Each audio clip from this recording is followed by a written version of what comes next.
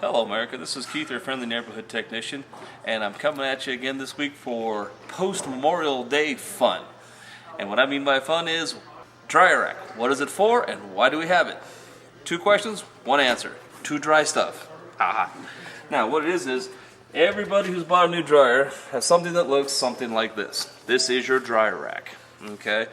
What this is if it's placed properly, and it has to be placed properly, will sit in the wash dryer above any of the moving products. See, the drum will still turn without actually hitting the dryer rack. What this is for is if you wash your tennis shoes or you wash like hats or things like that, you can put them in here. The air will dry them, and it will actually let them not make lots of nasty noise, because if you ever put tennis shoes in a dryer, you know you got loud, nasty noises. Well, this is what it's for. I'll bet you 95% of you out there have thrown this away or do not know what it's for, so you don't use it. We're going to show you, but this is what it's for. Basically, I'll use my shoe. Basically, I just washed my shoe. I didn't, but we'll say I did. See, they will sit on here, and it will sit in there, and it will basically, the heat will dry it at a slower pace than leaving them out in the sun, and they'll be soft, and they won't be like hanging your clothes outside. Everybody knows who's had a grandma and grandpa that when their clothes are outside, they come out real stiff and just kind of Well, if you dry your shoes naturally, same thing, they get all stiff and icky. If I use my dryer, they're going to come out like my clothes that are dry. Okay? One other thing I want to show you in here real quick. Okay? All of y'all have a dryer, the new dryer, that has basically a sensor dry setting. On the Electrolux, which is actually depicted nicely, these colored ones are your sensor dry. What that means is this actually senses how much moisture is in your clothes and alters the time as needed be for how wet the clothes are.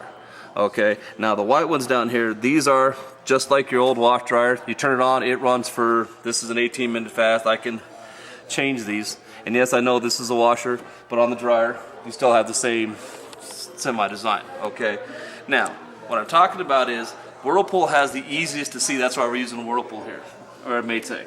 You see these 2 bars right here? Electricity is put across one of those bars. The way the sensor dry works is, one of them has electricity on them, one of them doesn't.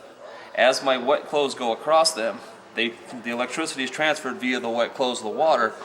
So the amount of electricity transferred is then told to the computer, I am X wet, so therefore I need to dry for X amount of time. Now, as my clothes dry, that decreases because my clothes get drier, less electricity gets transferred, and basically it'll shut itself down. Now, if you have a pair of pants or a shirt or something, there's a very good chance you hit start, this is going to run 5 minutes and shut off. Because if nothing touches that, it is programmed saying, hey, I've been on X number of minutes, no electricity has been transferred, I'm dry. So you don't want to use your sensor cycles with very small amounts of clothes. If you have small amounts of clothes, you want to use time dry. Because time dry is basically you tell it how long you want it to work and it dries for that long. So you got to be careful if you have a small load using your sensor side. It's probably not going to dry your clothes properly, because I guarantee everybody's walked in there, pulled out a shirt, oh, my shirt's dry, pulled out a pair of jeans, those aren't dry yet. Don't forget to subscribe to this YouTube channel, and we'll be back next week with some more wonderful information for you. Have a good week.